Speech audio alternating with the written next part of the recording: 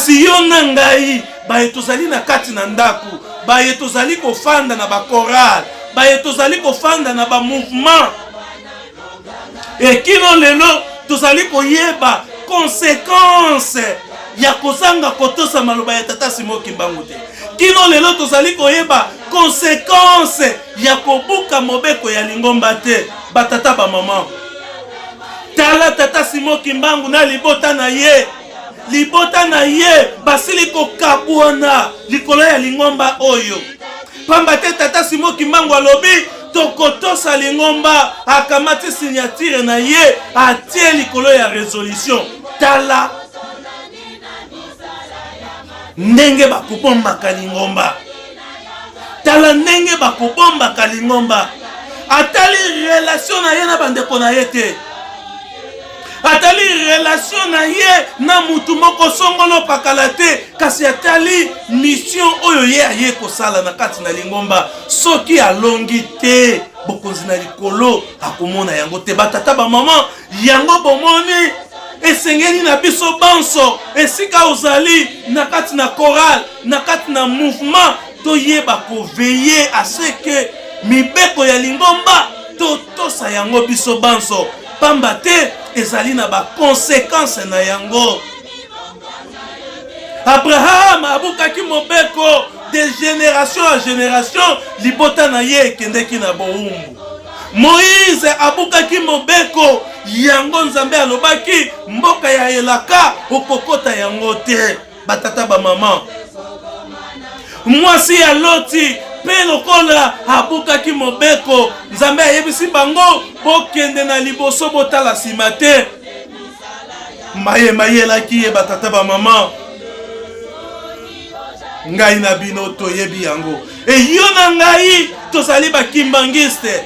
Nzambe alobi na biso totambola na kotosa mibeko po ete bokonzi na likolo tokoka komona yango.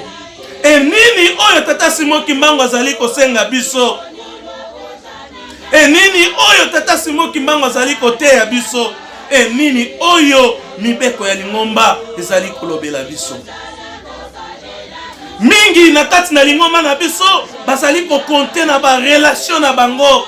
Mais batata ba maman, biso etake ba chercheur, etake ba analyste spirituel, tolobi yango relation oyo yo zali na yango na tata Simon Kimbangu Kiangani. Relation oyo yo zali na yango na lingomba, na bambuta ya lingomba, eleki relation oyo tata Simon Kimbangu azalaki na yango na bandeko na yete. Kasi na tina ya kotosa lingomba, na tina ya kobatela lingomba, tata Simon Kimbangu asinyaki mokanda oyo babengi yango résolution, yango esali bokabwani kati na ye na bandeko na ye. Donc esengeli ngai na yo toyeba kotosa mibeko ya lingomba po ete ebatela biso banso na kati na makolo ya tata Simon Kimbangu Kiangani. Kasi ngai na yo soki tozali kobuka mobeko ya lingomba, soki tozali kobebisa ba conséquences na yango,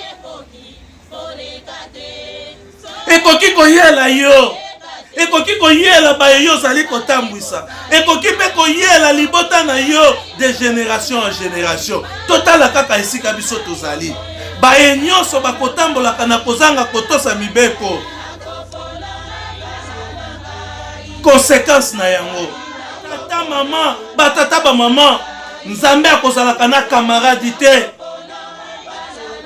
Nzambe akozalaka na camarade te batata ba mama. Botika komonisa bana ya tata Simon Kimbangu pasi. Nzambe akozalaka na camarade te. Mutu oyo bana ya tata Simon Kimbangu tango nyoso bazali kobondela ye, bazali kofukamela ye, bazali kobelela ye na mabondeli na bango, bazali kozwa ye Nzambe na bango. E yo etake nganga Nzambe, yo etake mosali na Nzambe, ozali kobenga ye. Papa, toyokanaki, ndenge nini ozali kobebisa batata ba mama, o wana azali moninga na yo te. Wana azali Nzambe oyo asimbi milimo na biso, oyo asimbi biso, oyo bozali komona wana. Donc esengeli na ngai na ya relation oyo biso tozali na yango na lingomba na tata Simon Kimbangu Kiangani nde tomema ba sase oyo babengaka yango ba chambardement. Ezali oyo babengaka yango ba chambardement. Mutu oyo mokili mobimba bazali kotalela e yo ozali kosolola na ye lokola moninga na yo batata ba mama.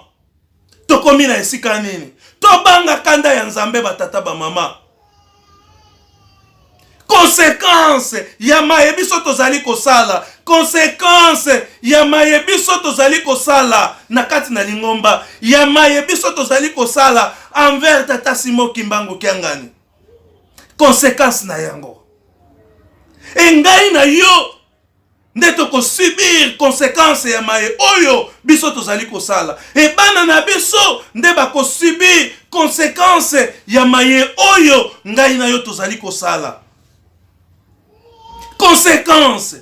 Tokomi lokola baye bako tuka kalingomba batata ba mama. Biso pe banganga Nzambe. Tobongisa. Totala ba jeune ndenge bazali koyenga na kati na lingomba. Totala ba jeune ndenge bazali koyenga na kati na lingomba. Pourquoi? Parce que encadrement ya malamu ezali te epai ya bilenge. Jeunesse oyo ba papa balobaki avenir ya lingomba. Tozali ko traiter bango ndenge ni. Jeunesse oyo ba papa balobaki avenir ya lingomba, espoir de l'église. Tozali ko traiter bango ndenge nini. Mayebiso tozali kosala etake batambwisi, etake banganga Nzambe, etake bankambi na kati na ba mouvement, na kati na ba association ezali komemela. Conséquence epai ya bana oyo biso tozali kotambwisa, epai ya bana oyo tozali na bango na ba groupe, epai ya bana oyo tozali na bango na ba mouvement. Conséquence ya kozanga kotosa maloba ya papa, ya kozanga kotosa signature ya papa, ya kochola mibeko ya lingomba. De génération en génération oyo tozali kolona na kati na lingomba. Mingi ya ba jeune oyo babiangami espoir de l'église. Bazali lisusu na espoir wana te. Pourquoi? Pamba te encadrement ya malamu ezali te epai ya banganga Nzambe mingi. Banganga Nzambe mingi bazali kokwetse bana ya Nzambe. E posa ya bana ya Nzambe ezali ya solo ete babikisa milimo na bango. Ndenge nini tozali kotambwisela lingomba? Est-ce que tozali kotosa oyo tata Simon Kimbangu Kiangani azali kosenga biso tango nyonso? Est-ce que tozali kotosa oyo bamvoala basenga kabiso tango nyonso? Est-ce que tozali kotosa oyo lukutakano yebisi biso? Est-ce que tozali kotosa oyo résolution yebisi biso? Est-ce que tozali kotosa oyo tata Simon Kimbangu Kiangani azali kosenga biso tango nyonso? Conséquence. Parce que tata Abraham Nzambe ayebisi ye de génération à génération. Bana ya na yo nde bako sibi conséquence ya makambu oyo yo zali kosala lelo. E yo na ngai tobiengami ba pasteur. Yo na ngai tobengami banganga Nzambe. Yo na ngai tobengami ba chef de mouvement. Oyo biso tozali kosala conséquence na yango. Batu bakofuta yango ezali de génération en génération. Bana oyo biso tozali ko encadrer. Bana oyo bandimi oyo biso tozali ko encadrer. Conséquence na yango. Conséquence ya kozanga kotosa mibeko. Pe conséquence ya kozanga kotosa mokonzi ya bule. Bana wana, bandimi wana nde bako subir conséquence wana. Pamba te epai ya tata Abraham Nzambe alobaki de génération en génération. Epai ya ngai na yo pe. Pamba te oyo esalemaka na kala yango ezali kosalema lelo. Bandimi mingi oyo tozali komona na kati na lingomba bazali kobela maladie oyo babengi yango maladie spirituelle. C'est-à-dire quoi? Morale ya bandimi mingi ezali lisusu malamu te. Pamba te ba problème oyo bazali na yango banganga nzambe bazali kokoka ko résoudre ba problème wana te. Ba problème oyo bazali na yango banganga nzambe bazali incapable ya ko résoudre ba problème wana. Et ba conflit mingi ezali na kati na lingomba batata ba maman. Mondimi na mondimi bazali ko solola te bakei epai ya nganga nzambe batikali pe kozwa solution wana te. C'est-à-dire nganga nzambe azali incapable ya kotia kimia entre bato mibale oyo bandimi mibale oyo bazali koyokana te. Mondimi akomi na ba équation nakende kopesa problème oyo na l'état ou bien nakende kopesa problème oyo epai ya nganga nzambe mosusu oyo azali kimbangiste te. Et automatiquement a commis un problème psychique, a commis un problème moral, a commis un problème spirituel. Et chaque fois zali koya na lingomba molimo na ye intention na ye makanisi na ye ezali ndenge balobaka ezali posé te parce que azali na problème oyo kino lelo nano azweli yango solution te. Oyo kino lelo banganga nzambe bazali ko résoudre yango te. Et soki otali na ba recherche na biso oyo tozali kosala okomona yango ete jeunesse oyo papa diange na bandaki ko encadrer, c'est-à-dire jeunesse oyo tobengaka yango espoir na ya lingomba na biso ezali détruite.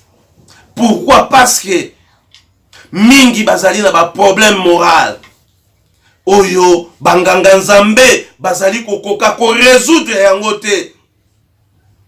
Mingi bazali na ba problème spirituel oyo banganga nzambe bazali kokoka ko orienter bango pour ete bazwa solution na ba problème wana te. Et mingi bakomi na ba intention nakende wapi nakende problème oyo na mema yango na l'état, problème oyo na mema yango epai ya nganga nzambe oyo azali kimbangiste te. Entre temps bazali kotala une fois na sali lolenge ena na kokweya na mobeko ya lukutakano, une fois na sali lolenge ena na kokweya na mibeko ya lingomba na biso ba principe et méthode yango tolobi tozali komona yango physiquement. Ango zali kotala état ya bandimi, conception spirituelle ya bandimi, tozali ko détecter spirituellement ete bandimi bazali na problème moral, problème spirituel. Et nani a ko résoudre ba problème wana? Ezali se bobele banganga nzambe. C'est-à-dire banganga nzambe il faut bazala na ba capacité spirituelle, na ba maturité spirituelle oya ko résoudre ba problème oyo ezali kotungisa bandimi. C'est-à-dire ngai na mondimi mosusu soki tozali na problème nganga nzambe il faut azala na capacité ya kotia kimia na kati na ngai, ya kotia pe kimia na kati na mondimi ena. C'est-à-dire mayema kouta maloba oyo kouta epai ya nganga nzambe ezali maloba oyo kopesa ngai kimia ekopesa pe mutu oyo ngai nazali na ye na problème kimia. Voilà lolenge ya banganga nzambe. Mais soki otali mingi na kati na lingomba na biso tala grandeur ya ba problème psychique oyo tozali ko concevoir na kati ya lingomba ya tata Simon Kimbangu. Tala grandeur ya ba problème moral oyo tozali ko concevoir na kati ya lingomba ya tata Simon Kimbangu. Tala grandeur ya ba problème spirituel oyo tozali ko concevoir na kati ya lingomba ya tata Simon Kimbangu. Mingi pe ya bandimi oyo tobengi bango espoir de l'église bafandi na bandaku ezali te parce que bakwei, ezali te parce que babungi nzela, ezali kaka parce que banganga nzambe bazali kokoka ko résoudre ba problème na bango te. Mingi pe bafandi na bandaku parce que azwaki problème na nganga nzambe atie yesima lingomba. Et tellement azali mondimi alobi na kokende sika mosusu te tamie na fanda na ndako. Tozali ko détruire jeunesse kimbangiste oyo tobengi yango espoir de l'église. Tozali ko détruire jeunesse kimbangiste oyo tobengi yango espoir de l'église. Tozala na souci ya bandimi. na suka tolobi kaka ete tozala na souci ya bandimi ba jeune o tozali komona na kati na lingomba bazali avenir ya lingomba na biso. Et soki lelo ngai nazali pasteur na lekaki na jeunesse kimbongiste et lelo na ye kokoma pasteur. Et soki tozali ko détruire jeunesse kimbongiste ya lingomba na biso, banganga nzambe ya lobby ezali jeunesse o tozali komona. Ba savant ya lobby ezali jeunesse o tozali komona. Ba docteur ya lobby ezali jeunesse o tozali komona. Tala lelo jeunesse ya lingomba na biso ndenge bazali kokufa. Soki otali na kati na lingomba na biso, tozali kosala ba recherche bipai na bipai. Publication komona kaka jeune ya kufi esika boy, jeune ya kufi esika boy, jeune ya kufi esika boy. Mingi tozali kokufa na ba problème oyo lingomba ezali kokoka ko résoudre yango te, parce que lingomba nde ezali esika oyo biso ifoto yaka kokitisa mitema na biso, esika oyo ifo ba melisaka biso mai oyo ekopesa biso nkimia pesa ina kati na mutema. Kasi mingi tozali kozwa ba problème na lingomba oyo lingomba azali kokoka ko résoudre yango te, oyo bambuta bazali kokoka ko résoudre ba problème wana te. Mingi tokomi na ba tension likoya ba problème oyo ezali na kati ya lingomba, oyo bambuta to banganga nzambe bazali kokoka ko résoudre yango te. Tala jeunesse lokola ezali détruite, jeunesse ya lingomba, ba jeune bazali kokufa, ba jeune bazali kobela, ba jeune bakomi na ba santé médiocre. Pourquoi? Parce que atali problème oyo nazali na yango lingomba nde ezali fin po ete basilisa likambo oyo. Metango jeunesse to jeune aye na problème na lingomba, nganga nzambe azali incapable ya ko résoudre problème ya mondimi. Tala esika problème oyo bandimi bazali na yango na kati ya lingomba. Tala esika ba problème oyo bandimi bazali na yango na kati ya ba paroisse, na kati ya ba commune, na kati ya ba province, na kati ya ba nation. Ba problème spirituel, ba problème moral, ba problème oyo tobengi yango ba problème psychique oyo ezali ko régner na kati na bandimi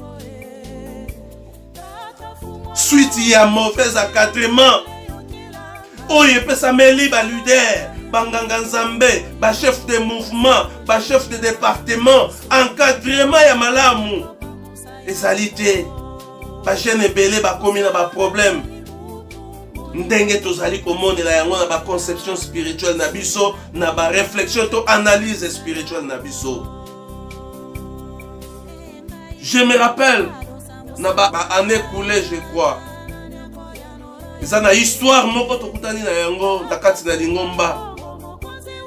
Bambuta ya lingomba na biso basangana pona koyebisa papa Fumambanza ete tozongiseli yo lingomba. Tango bambuta bazongiseli papa Fumambanza lingomba, balobi tambwisa yango na ndenge na yo, tambwisa biso ndenge elingi yo. Etake un analyste spirituel na fandi na kanisi na lobi lolenge oyo bambuta bazali ko traiter biso lelo, lolenge oyo na ba paroisse na biso, ba cadreur ya ba mouvement, ba cadreur ya ba département bazali ko traiter jeunesse kimbangiste lelo, na tangu oyo bazalaki ya possession ya lingomba, na tangu oyo bazalaki na lingomba na maboko na bango, ebana ya tata Simon Kimbangu oyo bazali na bilembo. Pasi nini bazalaki komona batata ba mama to sala ba réflexion spirituelle to kanisa. Pasi nini oyo bana ya tata Simon Kimbangu oyo bazali na bilembo babandaki komona tango lingomba ezalaki na possession ya bambuta, tango lingomba ezalaki na maboko ya bambuta avant bazongisa yango na maboko ya papa Fumambanza. Pasi nini oyo bana ya tata Simon Kimbangu oyo bazali na bilembo pasi nini jeunesse ebandaki komona tango lingomba ezalaki na maboko ya bambuta baza kogere yango na lolenge na bango eno na lolenge oyo mibeko ya lingomba elobeli pasi nini oyo bana nzambe babandaki komona fanda sala ba réflexion spirituelle tuna motuna wana nde na sima biso toyebisi bino ba chef de mouvement baye bozali kokamba jeunesse kimbongiste ba chef ya ba département baye tozali kokamba jeunesse kimbongiste ba chef ya ba paroisse ba pasteur ba kengi ba diacre ba responsable to sala ba réflexion spirituelle to kanisa jeunesse oyo biso tozali komona na kati na lingomba bango bako remplacer biso bango bakozala ba cadre na lingomba et biso etake ba analyste spirituel tolobi yango tozala na souci ya bandimi tozala na souci ya bana ya tata Simon Kimbangu tozala na souci ya bandimi mingi bazali na ba problème mais banganga nzambe tozali kokoka ko résoudre ba problème wana te et bango bakimeli na ba problème wana epai na bino epai na yo epai na ngai po ete bayebi ete ozali nganga nzambe nazali nganga nzambe topesa bango kimia pe pole na ba problème wana bakoki kokende na problème wana na leta te pamba te lukutakano ezali kopekisa biloko wana bakoki komema yango epai ya batu ya église de réveil te pamba te lukutakano ezali kopekisa ba problème wana bakoki obele komema problème wana epai na yo na ngai nganga nzambe oyo tokopesa bango kimia oyo pe tokopesa bango pole na mitema totala ba problème oyo tozali na yango na ba mouvement na biso na ba paroisse na biso na ba province na biso na ba groupe na biso totala ba problème oyo tozali na yango e biso banganga nzambe e biso ba chef de mouvement biso ba chef de département e biso ba chef ya ba groupe ndenge nini tozali ko résoudre ba problème wana. Est-ce que ba problème wana ezali kopesa problème psychique na kati na bandimité et kateli na biso ya problème est-ce que ezali kopesa problème na makati ya makanisi ya bandimité et kateli na biso ya problème et saleli na biso ya makamu est-ce que ezali kotika bandimi na ba problème psychique te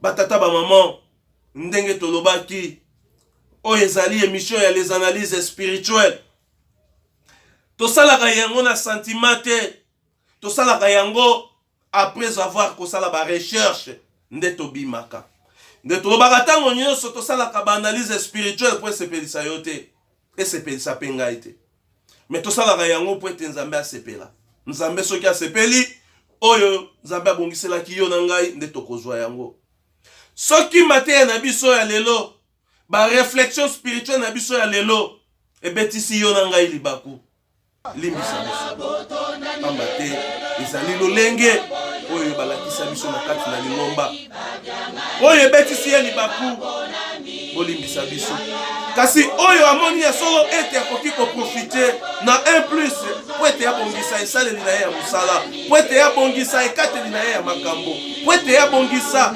lolenge nini akoki koencadre bana na nzambe po ete tozala na kati na bomoko bilaka oyo papa Simon Kimbangu Kiangani azali kolaka biso ntango nyonso maye tata Simon Kimbangu Kiangani azali kopesa biso ntango nyonso tomona yango pe tokokisa yango po ete nzambe asepela tala esika émission na biso ya mokumwa lelo tokosukisa yango